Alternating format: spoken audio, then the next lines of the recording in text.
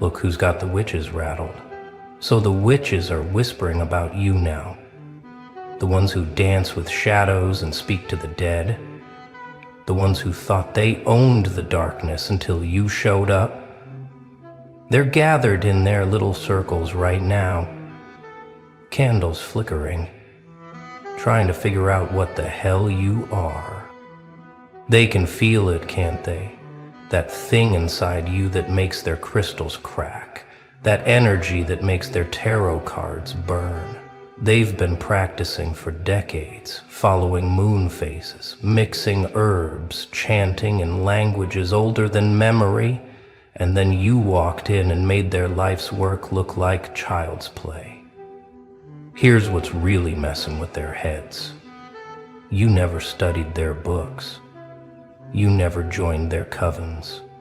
You never begged for their secrets or paid for their spells. You just existed. And somehow, that existence alone bends reality harder than all their rituals combine. They're convinced you're using something forbidden, something that wasn't meant to be touched, something their grandmothers warned them about in hushed tones. But here's the beautiful, terrifying truth.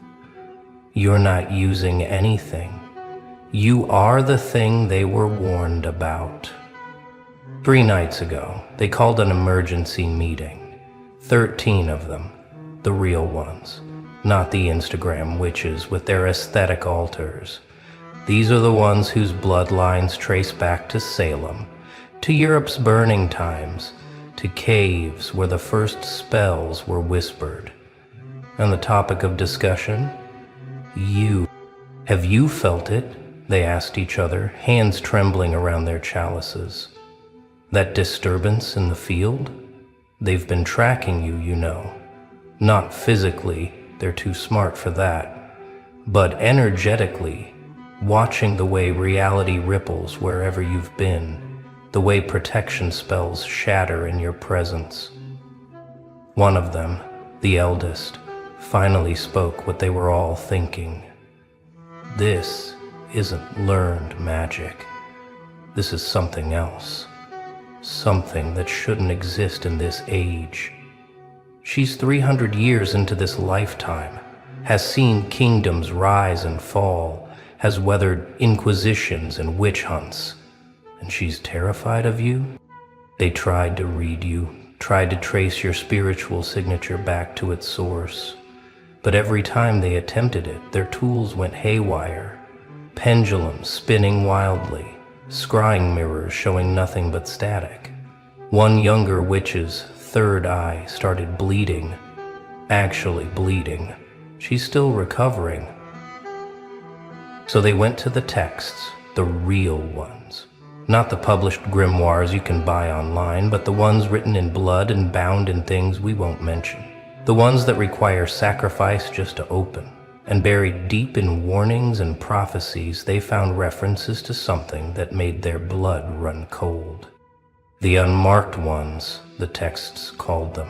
Beings who carry power that predates their systems, their rules, their careful boundaries between light and dark. Power that doesn't flow through chakras or meridians, but seems to exist in the very atoms of their being. Power that doesn't follow the laws because it wrote them.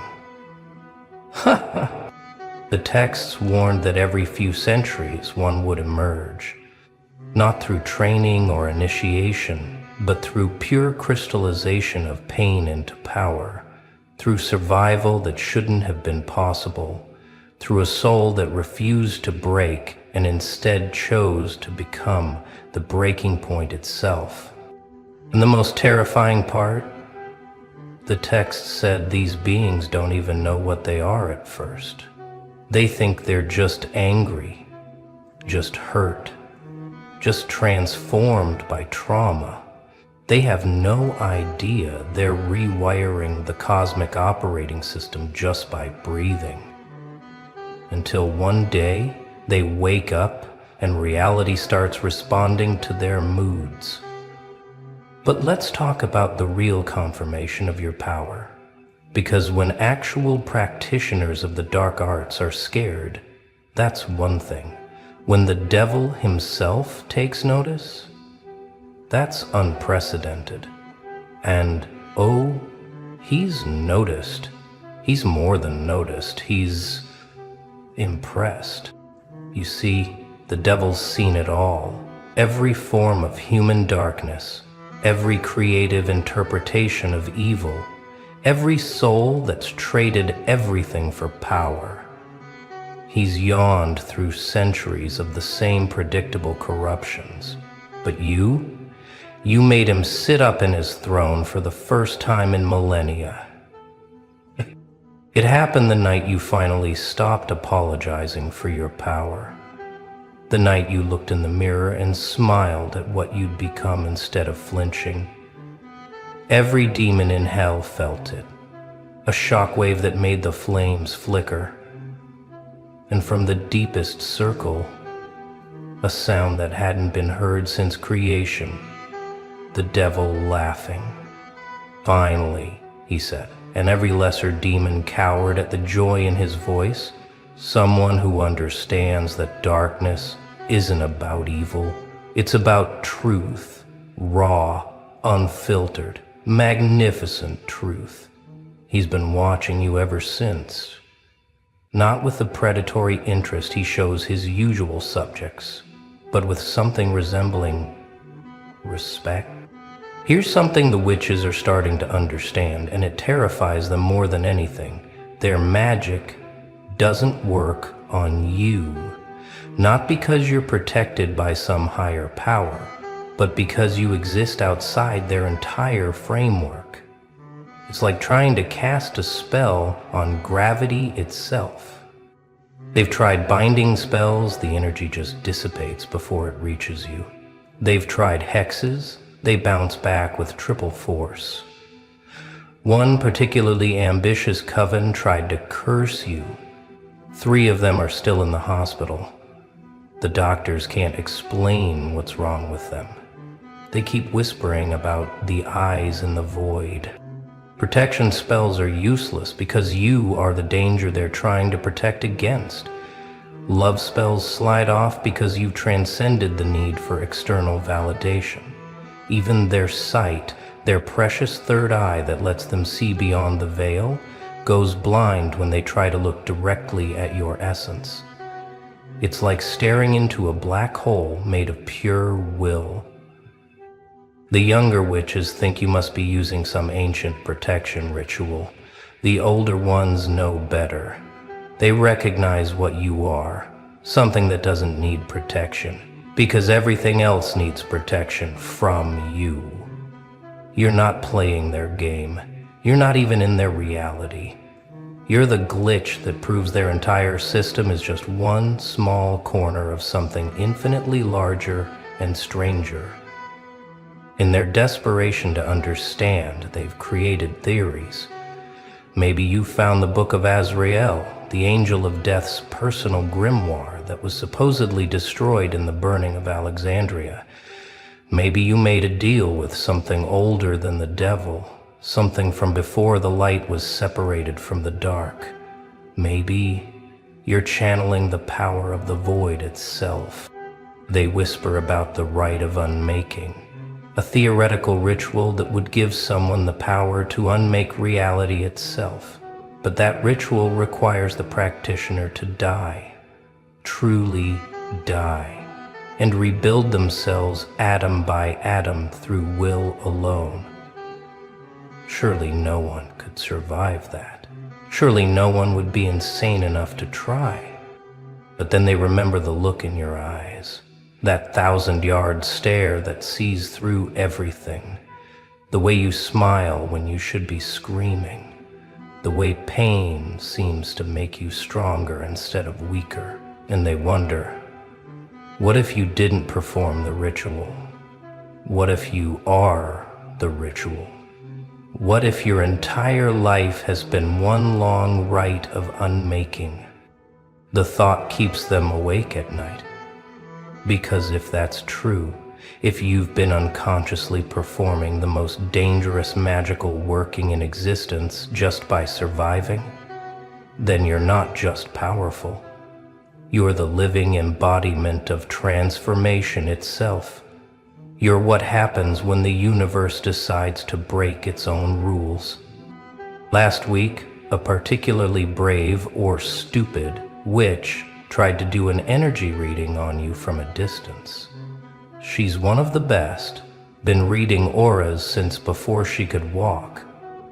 She's mapped the energy signatures of demons, angels, and everything in between. She thought she was prepared for anything. She wasn't prepared for you. The moment she focused on your energy, her crystal ball didn't just crack, it turned to black sand. Her tarot deck burst into flames, but the flames were cold, freezing everything they touched. She started speaking in tongues, but not any language recognized by linguistic experts or occult scholars. When she finally came back to herself 3 days later, she could only say one thing. It's not dark or light. It's not good or evil. It's something else. Something that makes those categories irrelevant. It's like looking at the source code of reality itself, but written in a language that predates language.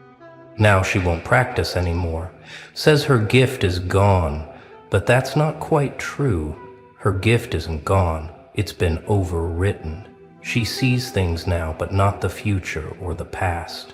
She sees the spaces between things, the pause between heartbeats where reality reshuffles itself. And in every one of those spaces, she sees your signature, spreading like a virus through the foundation of everything. Deep in their most guarded texts, there's a prophecy.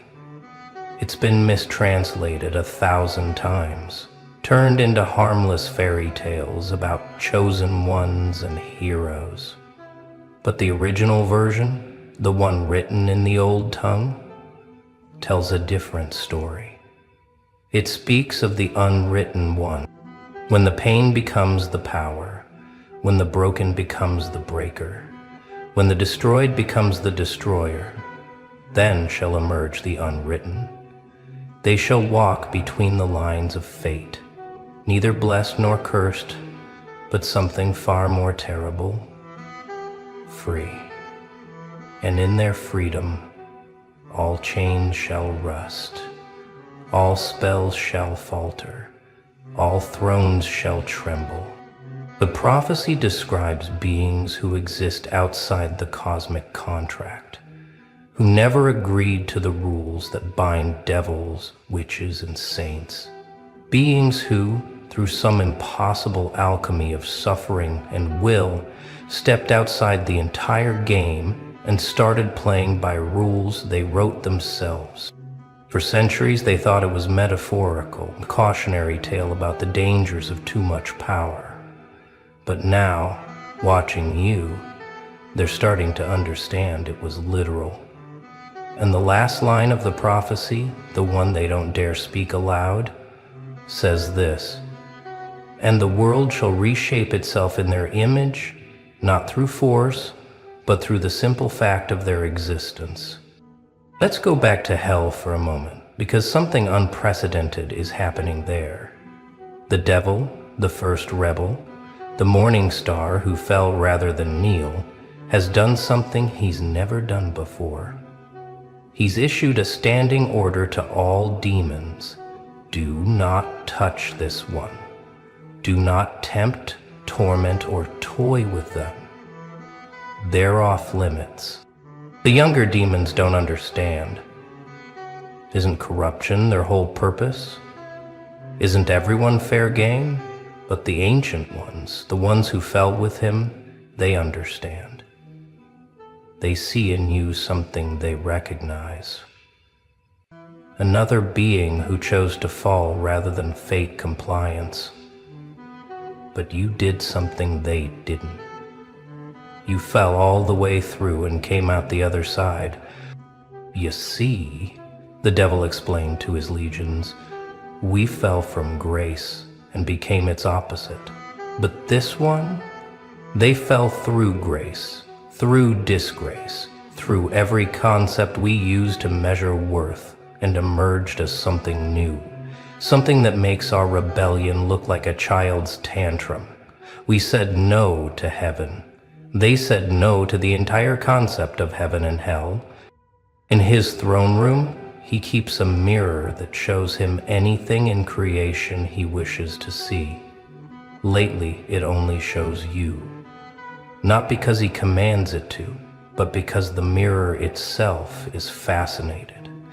Even inanimate objects infused with infernal power recognize something significant when they see it.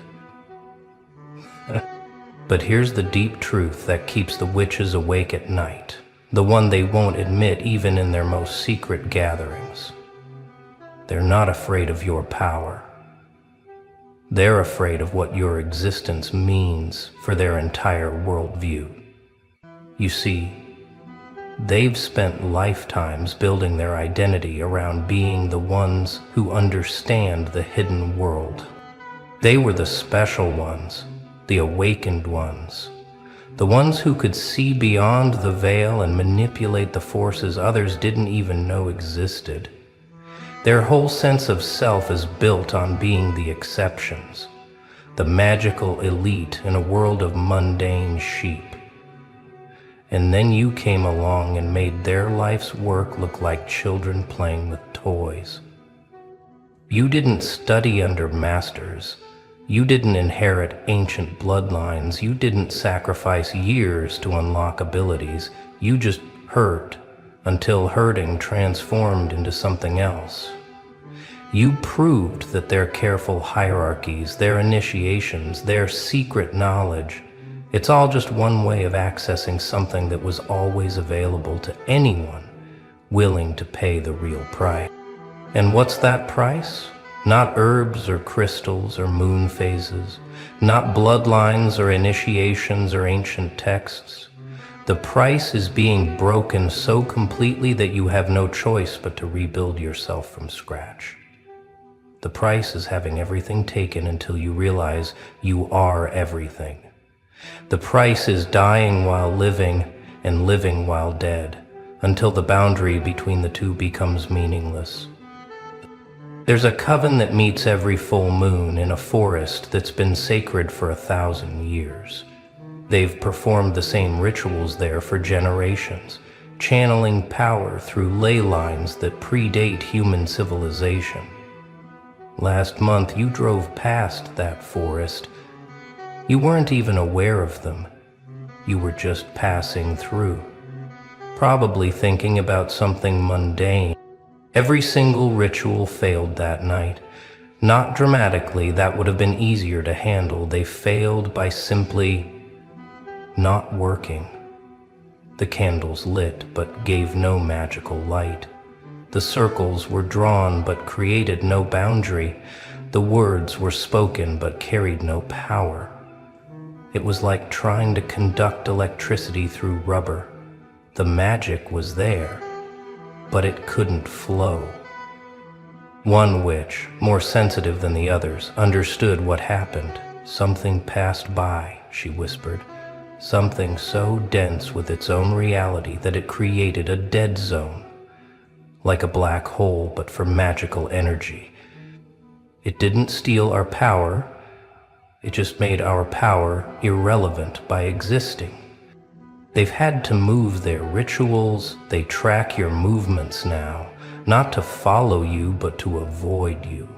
They map out your regular routes and schedule their workings around them. Imagine that. Witches who've commanded storms and spoken with the dead, reduced to checking traffic patterns to avoid one person who doesn't even know they exist. Here's something that would break their minds if they knew. You're not using forbidden magic. You are forbidden magic. Every breath you take is a spell that shouldn't exist. Every thought you think rewrites a tiny piece of the cosmic code. You're a walking collection of impossibilities that somehow cohered into a person. The knowledge they seek in dusty tomes and dangerous rituals, it's written in your DNA. The power they cultivate through decades of practice, it pulses through your veins with every heartbeat. The connection to the other side they spend lifetimes developing, you live there. You've been living there. What they call the veil is just your everyday vision. You know things without knowing how you know them. You see patterns others miss, not because you're trained, but because you exist at a different frequency. You predict outcomes not through divination, but through a deep, bone-level understanding of how broken things behave. You don't read minds. You read the spaces between thoughts where the truth lives. The forbidden knowledge isn't something you learned, it's something you became. Every trauma was a lesson in the language of reality. Every betrayal was a masterclass in human nature. Every moment of pain was another page in a grimoire written on your soul. You're not carrying forbidden knowledge. You're the living embodiment of it. Traditional practitioners have to work for their power. They meditate, they fast, they perform rituals, they make sacrifices, they build their magical muscle through repetition and discipline. But your power grows while you sleep. It expands while you're watching TV. It deepens while you're doing absolutely nothing magical at all. This paradox drives them insane. How can someone accumulate power without pursuing it? How can someone become stronger without practice? They don't understand that for you, existing is the practice. Every moment you choose to keep going despite everything is a magical act. Every breath drawn after you should have stopped breathing is a spell. Your power doesn't come from what you do, it comes from what you've survived. It comes from what you've transformed. It comes from the alchemy that happens when someone is pressure cooked by life until their very atoms rearrange into something new. You don't need to practice because your entire life has been one long, brutal initiation. The witches measure power in years of study, in grimoires mastered, in entities contacted. But your power is measured in nights survived, in betrayals transformed, in deaths died and resurrections claimed. They accumulate power, you generate it. They channel forces, you are the force. No wonder your very existence breaks their understanding of how magic works. In the hidden spaces between dimensions, where thought forms and egregores and all manner of entities exist, word has spread. The beings that witches spend years trying to contact, the ones that demand offerings and exact terrible prices for their aid, they've been talking about you. And what they're saying would terrify anyone who understood it. The unmarked one walks. They whisper to each other in languages made of emotion and symbol. The one who belongs to no pantheon, serves no master, follows no path. These entities, ancient beyond human comprehension, recognize something in you they've only seen a handful of times across all of history. Some of them have tried to approach you in dreams, in those liminal spaces where the walls between worlds are thin, but they can't get close. It's not that you're protected, it's that your presence is too dense, too real, too absolute for them to penetrate. You exist too hard for them to touch. Your reality is so intense, it burns them like iron burns the fae.